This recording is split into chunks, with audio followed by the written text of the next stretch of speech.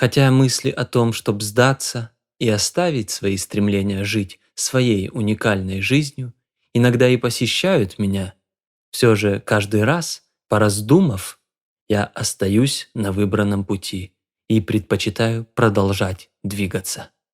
Как же я благодарен всем принципам, истинам, мудрым книгам и всему тому пути саморазвития, который я прошел до сегодняшнего дня, потому что именно этот путь сформировал во мне эту твердость и решительность, несмотря на любые возникающие мысли, продолжать.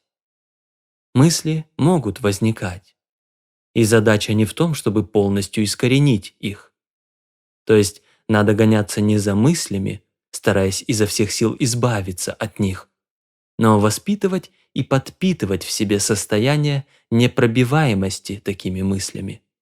Состояние, в котором я буду продолжать свой уникальный путь во что бы то ни стало. И тогда, и благодаря этому состоянию, мысли о том, чтобы сдаться и сложить руки, отступить, сами по себе будут постепенно исчезать, случаться все реже и реже.